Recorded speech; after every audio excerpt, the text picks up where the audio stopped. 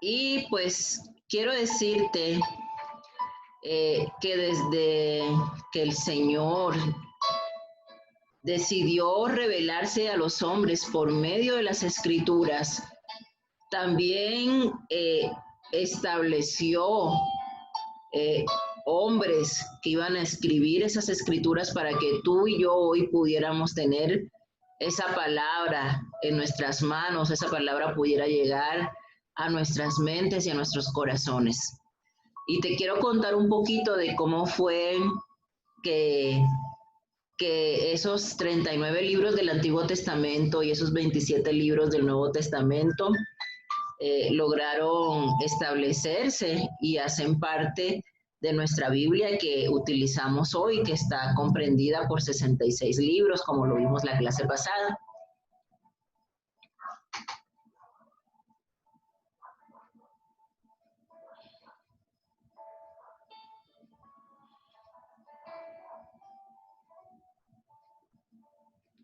Y quiero hablarte de la palabra canon. ¿Qué es eso de canon?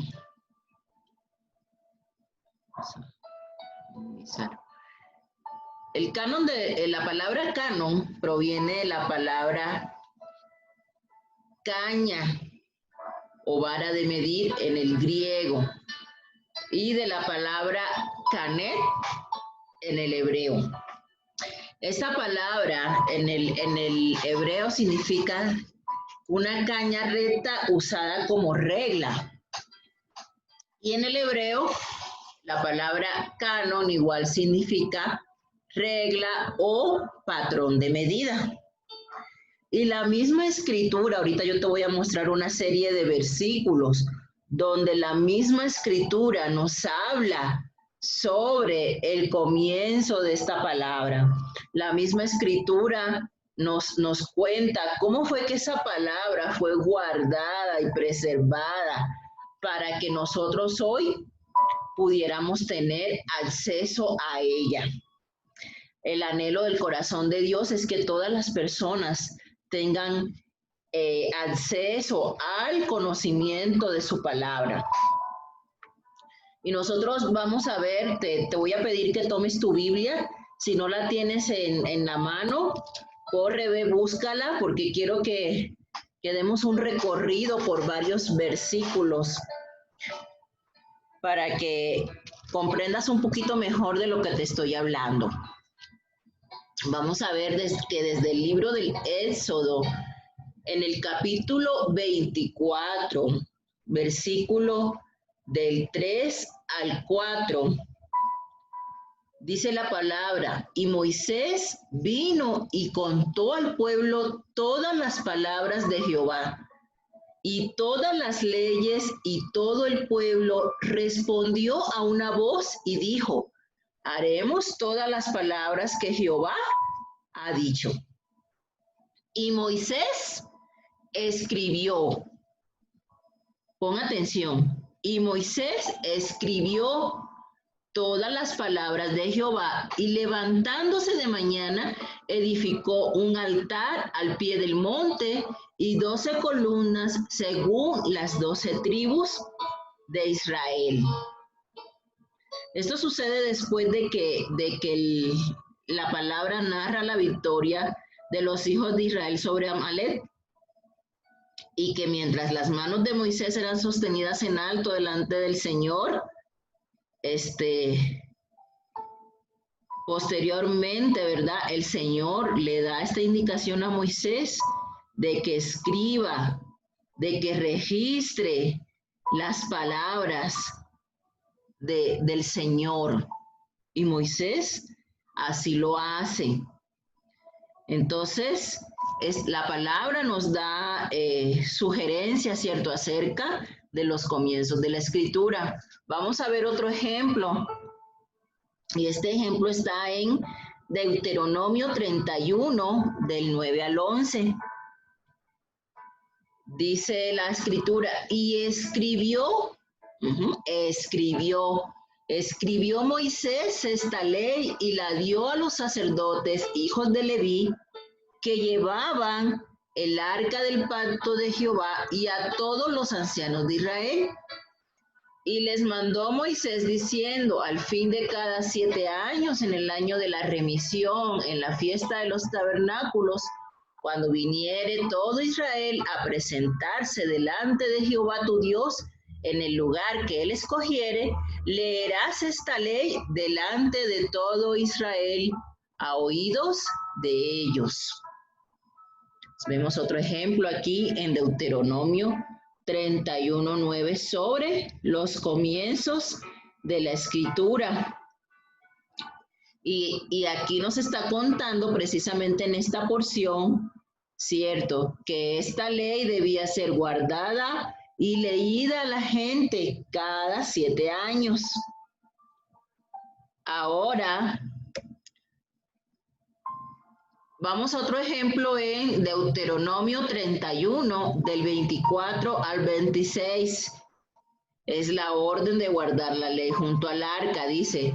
Y cuando acabó Moisés de escribir las palabras de esta ley en un libro hasta concluirse, dio órdenes Moisés a los levitas que llevaban el arca del pacto de Jehová, diciendo, tomad este libro de la ley y ponedlo al lado del arca del pacto de Jehová vuestro Dios, y esté allí por testigo contra ti. Entonces el Señor manda guardar la ley junto al arca. Y vemos posteriormente en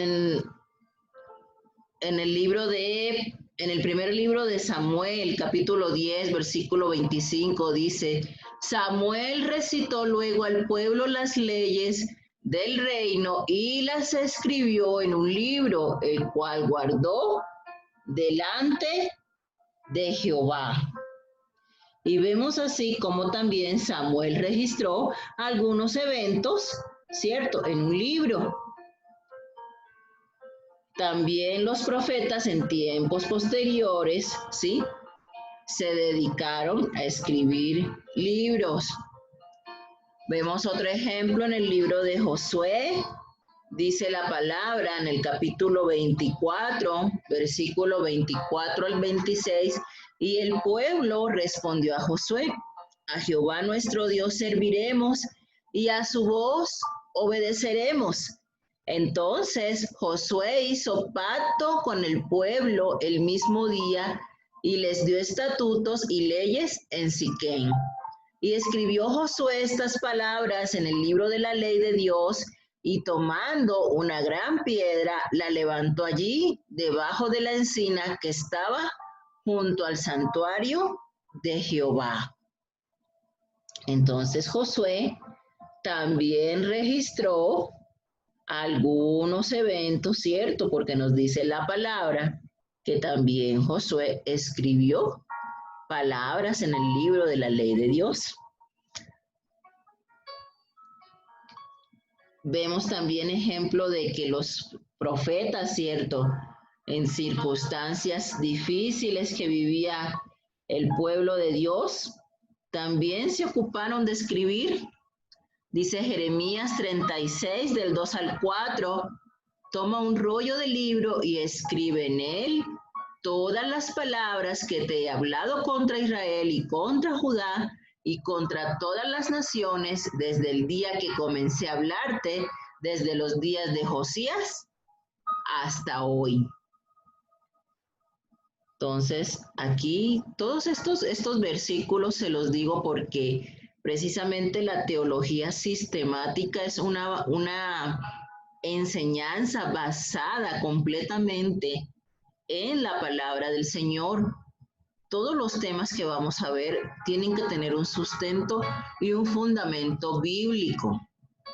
No es por lo que digan otros teólogos, no es por lo que hayamos escuchado por ahí, es que realmente la palabra así lo dice, así lo enseña. Y por eso, este tema de la doctrina de las Escrituras, tenemos que revisarlo minuciosamente a la luz de la palabra de Dios. Por eso es que te estoy dando varios ejemplos donde se observa claramente el fundamento bíblico de esta enseñanza. Posteriormente vamos a ver que hubo generaciones, ¿cierto? Y vamos a ver que esas generaciones consultaron la palabra de Dios, aprendieron la palabra de Dios. Y uno de esos ejemplos lo encontramos precisamente en el libro de Daniel, en el capítulo 2. Dice, en el año primero de su reinado, yo, Daniel, miré atentamente en los libros el número de los años de que habló Jehová al profeta Jeremías, que habían de cumplirse las desolaciones de Jerusalén en 70 años. Entonces, en este ejemplo nosotros podemos observar que Daniel está consultando el libro de ¿quién? Del profeta Jeremías. Y vemos cómo a través de las generaciones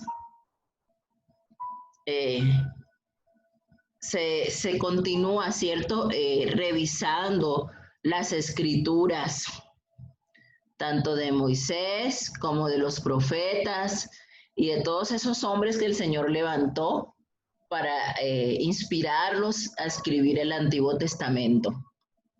Vamos a ver qué sucedió también en el libro de Nehemías. Dice la palabra del Señor en Nehemías que se juntó todo el pueblo como un solo hombre en la plaza que está delante de la puerta de las aguas y dijeron a Esdras, el escriba, que trajese el libro de la ley de Moisés, la cual Jehová había dado a Israel. Y el sacerdote Esdras trajo la ley delante de la congregación, así de hombres como de mujeres, y de todos los que podían entender. El primer día del mes séptimo.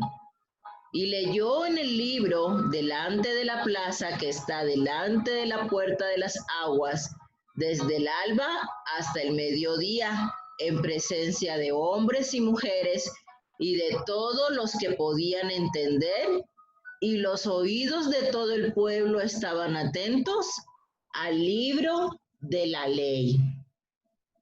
Vemos ciertamente cómo todas estas personas después de la cautividad en Babilonia estaban nuevamente congregadas en Jerusalén y la ley de Moisés fue leída. Vemos otro ejemplo también que nos habla de cómo el sacerdote Hilcías, ¿cierto? Dice en segundo libro de Reyes 22:8, dice, entonces dijo el sumo sacerdote Hilcías al escriba Safán, he hallado el libro de la ley en la casa de Jehová.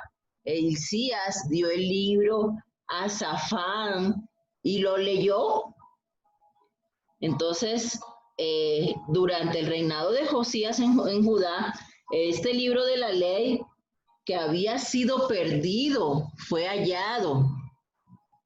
Y posteriormente, ahí mismo en el segundo libro de los Reyes, vemos que Josías mandó a reunir a los ancianos. Dice, entonces el rey mandó reunir con él a todos los ancianos de Judá y de Jerusalén, y subió el rey a la casa de Jehová con todos los varones de Judá y con todos los moradores de Jerusalén, con los sacerdotes y profetas y con todo el pueblo, desde el más chico hasta el más grande. Y leyó, oyéndolo ellos, todas las palabras del libro del pacto que había sido hallado en la casa de Jehová. Entonces, vemos todos estos ejemplos para que podamos entender cómo fueron los comienzos de lo que posteriormente y actualmente conocemos nosotros como los libros del Antiguo Testamento. Ahora, pues, ¿cómo fueron reconocidos estos libros como canónicos? Existen varias posturas sea, algunos dicen que, algunos teólogos, ¿no? Que el canon del Antiguo Testamento se estableció durante 3 épocas, desde el 400 hasta hasta el año 100 antes de Cristo, y que fue algo progresivo, que primero se establecieron dentro del canon los libros de la ley, posteriormente los libros proféticos y finalmente los libros poéticos. Pero pues realmente no tenemos nosotros una certeza de cómo haya sucedido, ¿no? Y si efectivamente fue en esas 3 etapas, porque pues también hay eruditos que dicen que pues solamente fueron 2 periodos de canonización que corresponden a la ley y los profetas, y que pues eso sucedió más o menos alrededor del año 400 antes de Cristo. Lo que sí hay absoluta certeza es que para el tiempo en que Jesús estuvo en la tierra, ya este canon del Antiguo Testamento estaba completo. Y vemos un ejemplo en Juan 5:31, porque dice el Señor: escudriñad las Escrituras, porque a vosotros os parece que en ellas tenéis la vida eterna, y ellas son las que dan testimonio de mí. Entonces, para el tiempo de Jesús ya estaba completado el Antiguo Testamento, porque Jesús en varias ocasiones hace referencia a la ley, los profetas y los salmos. Entonces realmente pues esto ya estaba establecido como tal. Jesús mismo en Lucas capítulo 11, versículo 51, dice: desde la sangre de Abel hasta la sangre de Zacarías, que murió entre el altar y el templo, si os digo que será demandada de esta generación. Entonces, ¿a qué Zacarías se refiere? Pues al Zacarías que está mencionado en el segundo libro de las Crónicas, capítulo 24, del 20 al 21. Y aquí te lo coloqué, dice: entonces el Espíritu de Dios vino sobre Zacarías, hijo del sacerdote Joiada, y puesto en pie donde estaba más alto que el pueblo, les dijo: así ha dicho Dios, ¿por qué quebrantáis los mandamientos de Jehová? No os vendrá bien por ello, porque por haber dejado a Jehová, él también os abandonará. Pero ellos hicieron conspiración contra él y por mandato del rey lo apedrearon hasta matarlo en el patio de la casa de Jehová. Y aquí el Señor está haciendo referencia a toda la escritura. ¿Por qué? Porque está hablando de Abel, que está en el libro de Génesis, y de Zacarías, que está en el segundo libro de las Crónicas, que es el último libro que aparece en la Biblia hebrea. En la Biblia hebrea, segunda de Crónicas, el segundo libro de Crónicas es el último libro que aparece. Los judíos organizaban la Biblia hebrea en la ley de Moisés, los profetas y los escritos. Y vamos a ver ejemplo de esto en Lucas 24, del 44 al 48. Dice: y les dijo: estas son las palabras que os hablé, estando aún con vosotros, que era necesario que se cumpliese todo lo que está escrito de mí en la ley de Moisés, en los profetas y en los salmos. Entonces, si nosotros comparamos nuestra Biblia, la que generalmente usamos, con una Biblia hebrea, vamos a ver que hay ciertas diferencias. En la Biblia hebrea solamente hay 24 libros, mientras que en el Antiguo Testamento de que nosotros ocupamos hay 39 libros. Pero no es porque haya más libros en nuestra Biblia actual que en la Biblia hebrea. Lo que sucede es que ellos los agrupan en forma diferente. Entonces, pues en cuanto a la ley, Sí, efectivamente, está el Génesis, el Éxodo, el Levítico, Números y Deuteronomio. Pero nosotros organizamos los libros. ¿Se acuerdan que en la clase pasada hablábamos de que se organizan como históricos, profetas mayores, profetas menores, poéticos? Sí, pero en la Biblia hebrea no están organizados de esa manera, sino que después de la ley siguen los profetas o Nebeín, y estos profetas los organizan como profetas anteriores, y en esos profetas anteriores incluyen a Josué, jueces, Samuel, 1 y 2 de Samuel, para ellos es un solo libro, y 1 y 2 de Reyes, para ellos también es un solo libro. Y posteriormente los profetas posteriores, y está Isaías, Jeremías, Ezequiel y los 12 profetas menores, ellos también los incluyen dentro de un solo libro. Y finalmente los escritos o Ketubín, y dentro de estos escritos entran Salmos, Proverbios, Ruth, Cantar de los Cantares, Eclesiastés, Lamentaciones, Esther, Daniel, Esdras, Nehemías, Crónicas. Entonces, por eso es que para ellos son 24 libros y para nosotros 39. Porque hay libros que para ellos pues son un solo libro. Esdras y Nehemías son un solo libro en la Biblia hebrea. 1 y 2 de Crónicas son un solo libro llamado Crónicas en la Biblia hebrea. Para ellos son 24 y para nosotros son 39, pero son los mismos libros.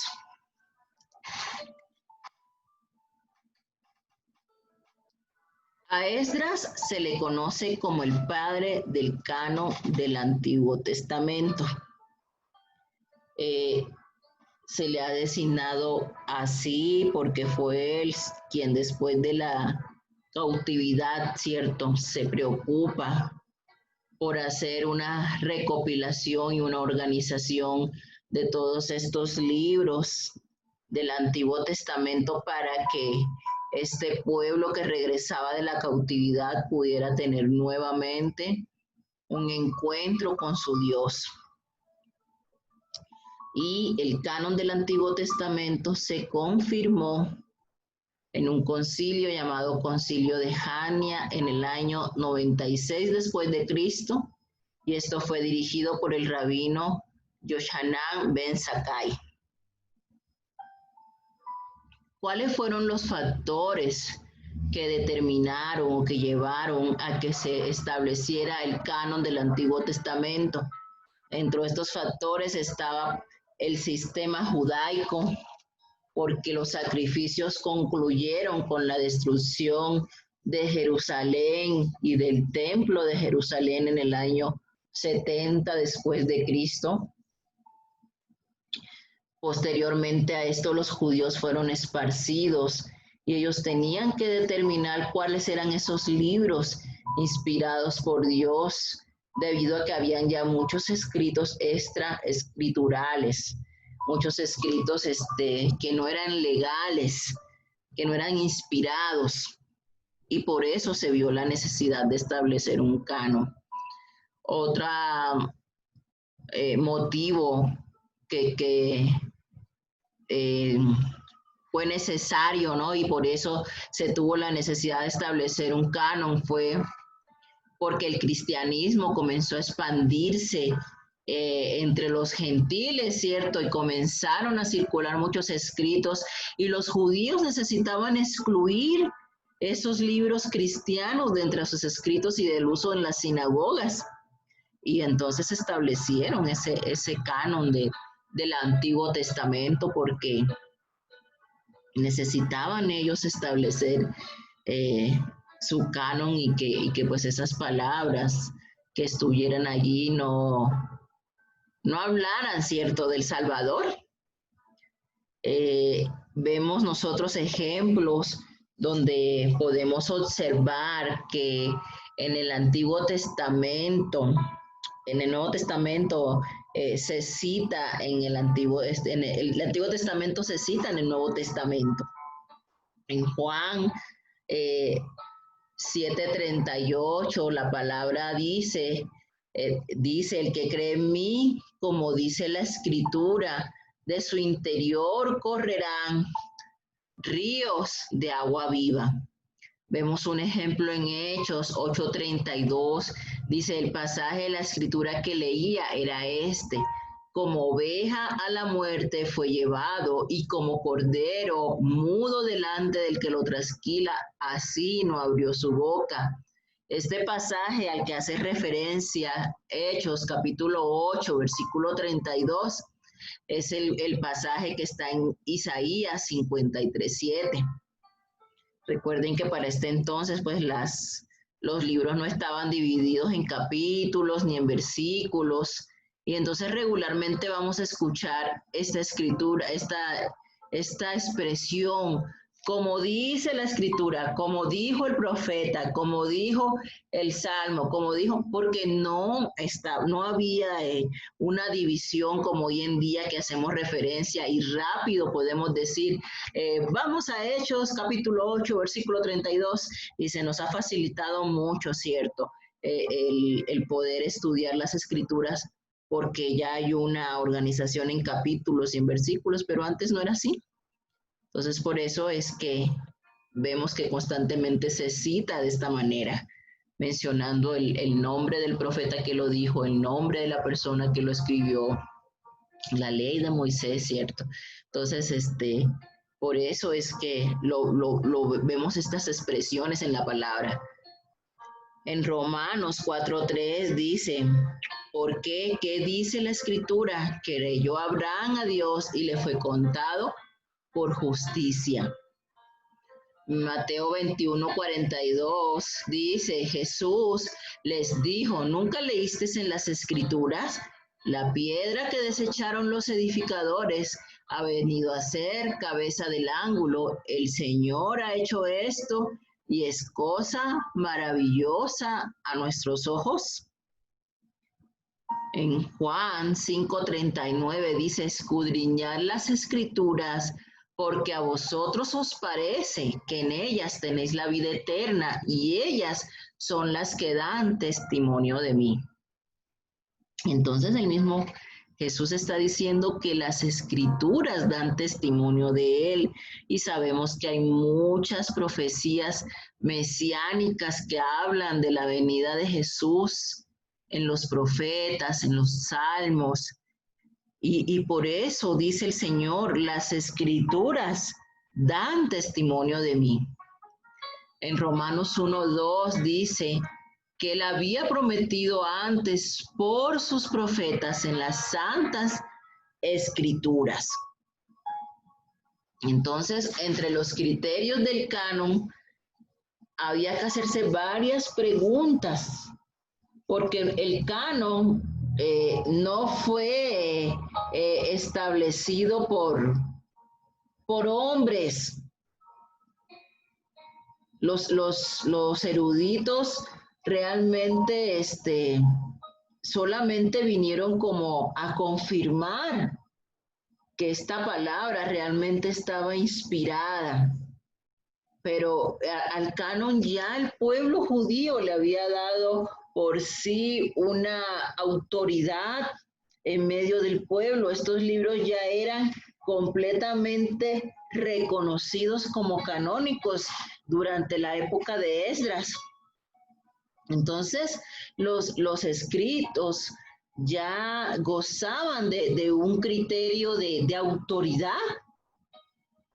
Entonces, ya realmente eran libros reconocidos dentro de una comunidad. Y sin embargo, en el concilio se confirmó este canon. ¿Y qué requisitos eran necesarios?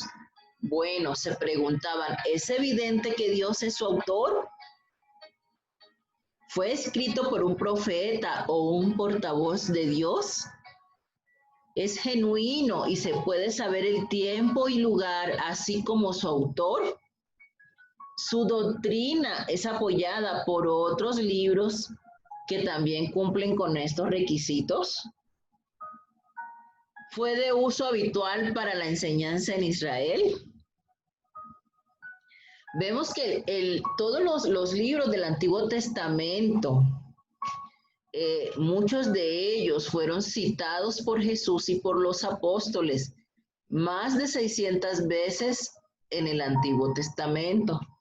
Entonces podemos decir nosotros que estos 39 libros que hacen parte del Antiguo Testamento realmente los podemos aceptar como la palabra inspirada por Dios.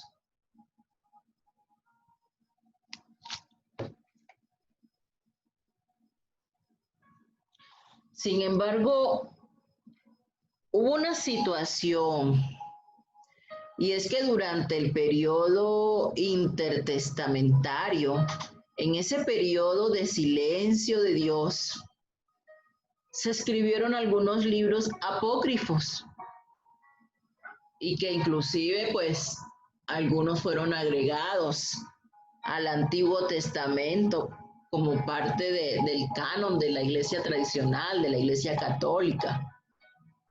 Pero ¿qué significa la palabra apócrifo? La palabra apócrifo significa escondido u oculto. Y vamos a nosotros a notar que la mayoría de sus autores se ocultan detrás de seudónimos o inclusive permanecen anónimos. Y estos libros los presentan como si fueran una continuidad de las escrituras. Cuando se tradujo la Septuaginta de la traducción que se hizo del hebreo al griego del Antiguo Testamento, que eso fue más o menos como por el año entre el 280 y el 180 antes de Cristo. Estos libros apócrifos pues hacían parte de esa Septuaginta y también posteriormente Jerónimo los incluyó en la Vulgata Latina. Sin embargo, esos libros no hacen parte de la Biblia hebrea. El término oculto, apócrifo, tiene que ver con el origen también gnóstico que tenían muchos de estos libros, especialmente los escritos que fueron presentados después del 150 después de Cristo. Los apócrifos, pues, que se conocen, ¿cierto? Son Esdras 1 y 2, Tobías, Judith, las adiciones al libro de Esther, la sabiduría de Salomón, Eclesiástico, Baruch, con la epístola de Jeremías, la canción de los 3 santos niños, la historia de Susana, Bel y el dragón, la oración de Manasés, 1 y 2 de Macabeos. Todos estos son libros apócrifos. Y estos libros apócrifos, en la época de la Reforma, los protestantes eliminaron estos libros apócrifos de la Biblia. ¿Por qué los eliminaron? ¿Por qué no fueron tomados en cuenta como libros inspirados por Dios? Pues uno, porque contienen aspectos que son inconsistentes con la doctrina protestante. Algunos de esos libros nos hablan de la oración a los muertos, de la intercesión a los santos. Contienen algunos también algunas historias que son contradictorias, que son historias elaboradas y que inmediatamente disiernes que no están al mismo nivel que el resto de la escritura.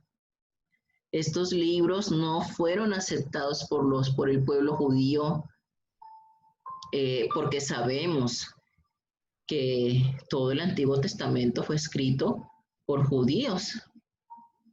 En el Nuevo Testamento, Jesús nunca menciona ninguno de estos libros y tampoco los apóstoles hicieron referencia a ninguno de esos libros. Entonces no hay ninguna evidencia de que ni Jesús, ni la iglesia primitiva, ni los judíos, ni los eruditos hayan aceptado estos libros como inspirados. Entonces siempre ha habido dudas con respecto a la autenticidad de estos libros. Ahora, en cuanto al canon del Nuevo Testamento, es todo lo contrario, porque del canon del Nuevo Testamento hay muchísima, pero muchísima evidencia disponible que nos hace considerar estos libros como inspirados por Dios. Hay mucha evidencia, hay muchos manuscritos, hay muchas copias que se han encontrado. Entonces, vamos a ver nosotros que todos los escritos del Nuevo Testamento, fueron escritos en la última mitad del primer siglo. Todos los libros del Nuevo Testamento fueron escritos más o menos entre el año 50 y el 100 después de Cristo. Y a todos estos escritos la iglesia primitiva les dio una gran importancia. ¿Por qué? Porque contenían las palabras de Cristo y porque contenían también la enseñanza de los apóstoles. Los criterios que se tenían en cuenta para considerar los libros del Nuevo Testamento como canónicos es pues que estos escritos debían haber sido escritos en época cercana o contemporánea a Jesús y los apóstoles. Estos escritos debían tener una autoría apostólica o certificada por ellos. Entonces vemos que todos los escritos de los libros del Nuevo Testamento o fueron apóstoles de Jesús o fueron discípulos de los mismos apóstoles, ¿no? Como es el caso de Marcos o de Lucas, que fue discípulo del apóstol Pablo. Y todos estos, todos los Mateo, Juan, Santiago, ¿cierto? Todos ellos fueron algunos apóstoles que estaban entre los 12 y otros no estuvieron dentro del grupo de los 12, pero fueron discípulos de los apóstoles también. Tenemos el caso especial de Pablo, que escribió 13 cartas y que tuvo un encuentro cara a cara con Jesús. Y este mismo Pablo de que te estoy hablando escribe en Gálatas 1, del 1 al 2, una salutación donde él mismo se presenta y dice: Pablo, apóstol, no de hombres, ni por hombre, sino por Jesucristo y por Dios, el Padre que lo resucitó de los muertos. También esta autoría apostólica podemos verla en el ejemplo que está en la porción bíblica en Primera de Juan 1:3. Dice: lo que hemos visto y oído, eso os anunciamos, para que también vosotros tengáis comunión con nosotros, y nuestra comunión verdaderamente es con el Padre y con su Hijo Jesucristo. Entonces aquí está diciendo Juan: esto que te estoy anunciando, que te estoy diciendo, es porque yo mismo lo vi, yo mismo lo escuché. Ahora sí que es información de primera mano, testigo directo. ¿Por qué? Porque Juan estaba en el grupo de los 12 discípulos de Jesús. Entonces hay una autoría y hay una certificación apostólica. En Hechos 2:42 nos dice sobre la iglesia primitiva, dice: y perseveraban en la doctrina de los apóstoles, en la comunión unos con otros, en el partimiento del pan y en las oraciones. Entonces, estos hermanos de la iglesia primitiva dice que perseveraban en la doctrina de los apóstoles y ellos tenían en cuenta tanto las enseñanzas de Jesús como las enseñanzas de estos apóstoles que estaban entre ellos y que les estaban enseñando, estaban reproduciendo lo que Jesús les había enseñado a ellos. Y toda nuestra doctrina como cristianos está basada precisamente en las enseñanzas de Jesús y de los apóstoles. Están contenidas a lo largo y ancho de toda la escritura, porque toda la escritura es armónica, toda la escritura tiene una unidad.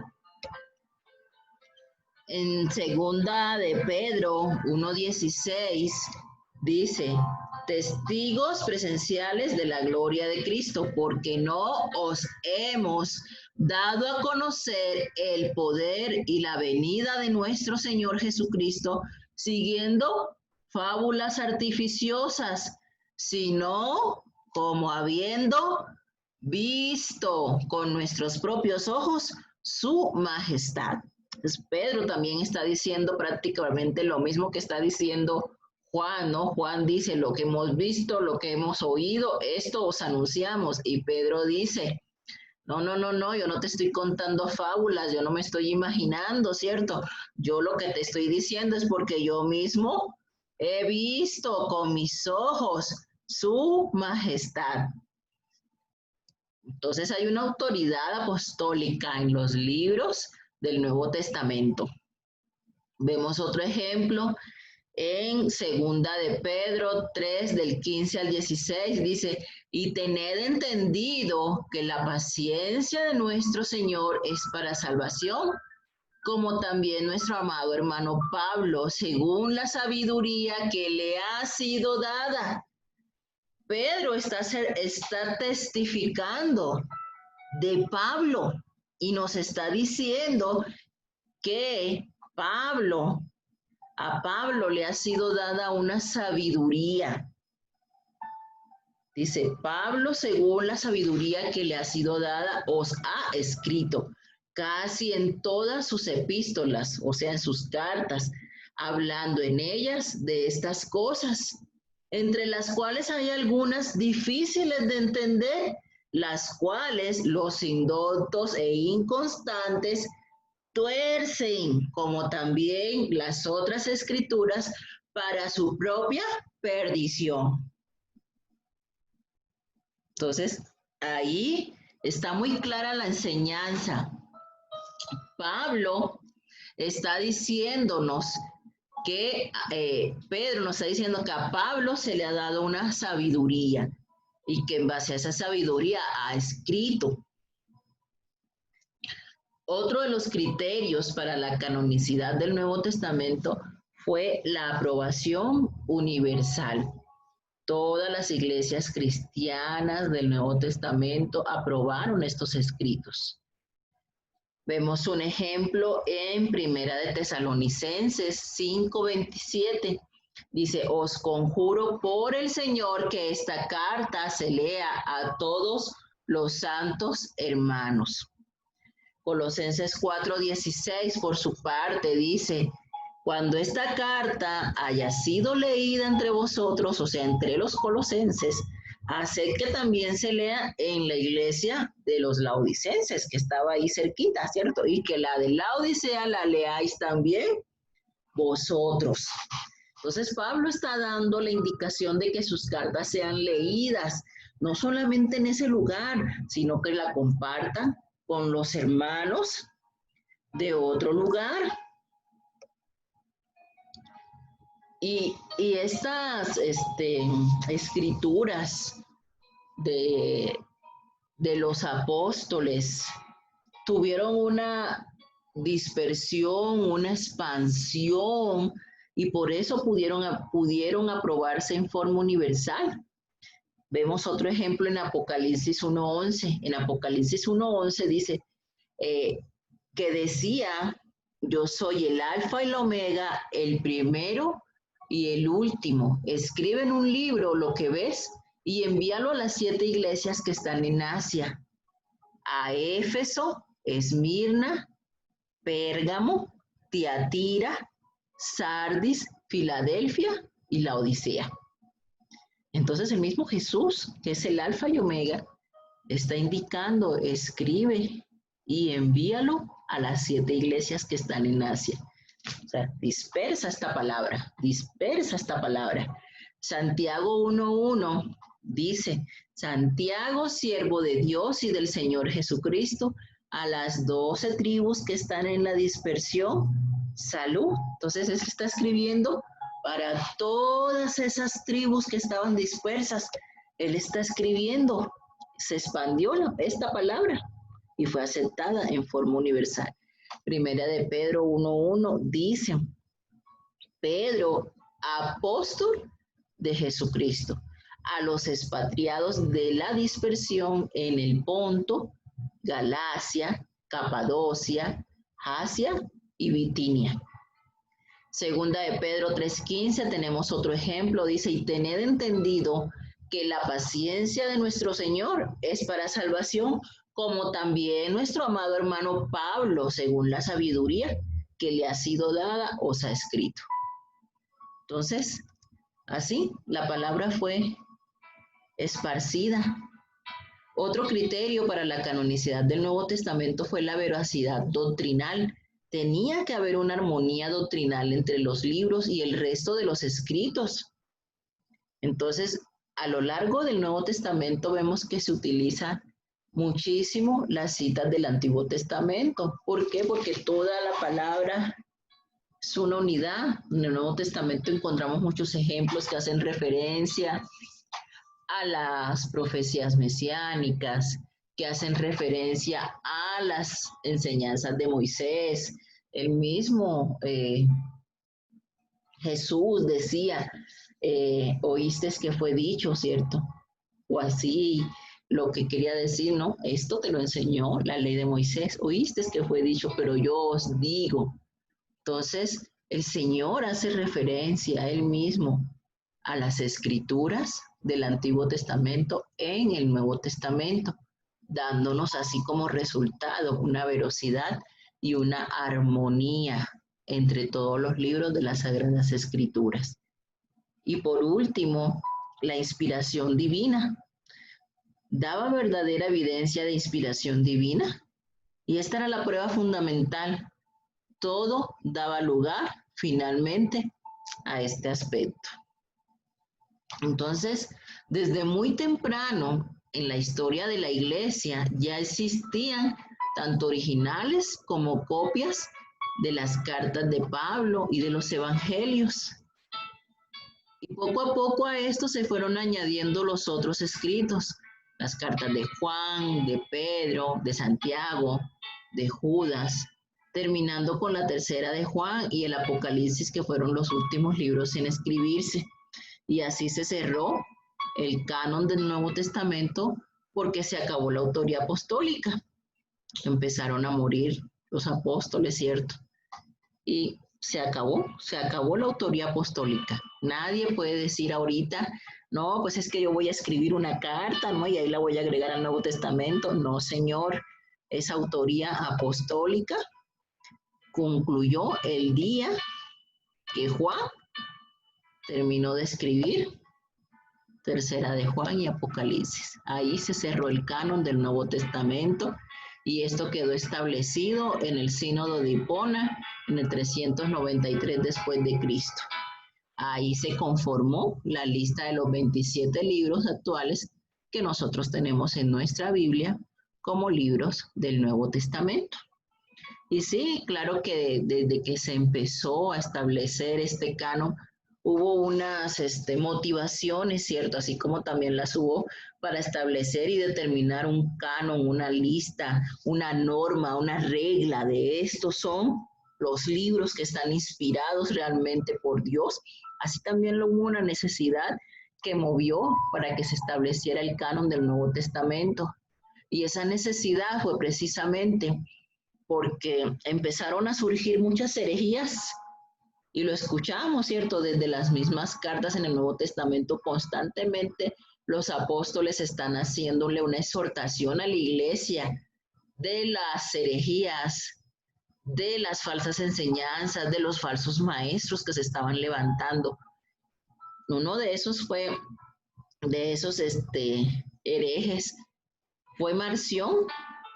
Este hombre desarrolló su propio canon y comenzó a propagarlo. Entonces la iglesia necesitaba anular la influencia de estos escritores que eran gnósticos y necesitaban establecer cuál era el verdadero canon de las escrituras del Nuevo Testamento. Muchas iglesias orientales estaban usando en sus servicios libros que eran ilegítimos y eso exigía una decisión urgente concerniente al canon del Nuevo Testamento. Entonces, vemos nosotros cómo fue todo este proceso por medio del cual se estableció el canon tanto del Antiguo como del Nuevo Testamento. Y pudimos observar en esta clase cómo el Señor desde un comienzo tiene total cuidado de que se escriba la palabra, de que se conserve la palabra, y esa palabra, pues, por eso podemos tener la certeza de que esa misma palabra es la que nosotros podemos tener en nuestra mano hoy, porque el mismo Señor se ha encargado de preservar su palabra, porque la tierra y el cielo y la tierra pasarán, pero sus palabras nunca pasarán. Su palabra no pasará. Entonces, necesitamos tener eso, guardar eso en nuestro corazón, de que es la palabra del Señor, es auténtica, es veraz, es plenaria, es inspirada, es revelada. Y vamos a continuar este tema porque todavía hay muchas cosas que necesitamos conocer sobre la doctrina de las Escrituras y en la próxima clase yo te quiero hablar sobre algunas características de la Escritura. ¿Qué quiere decir eso de que la Escritura es veraz, es plenaria y todas esas palabras raras que acabo de decir? Bueno, pues espera nuestra clase del próximo fin de semana, primeramente Dios.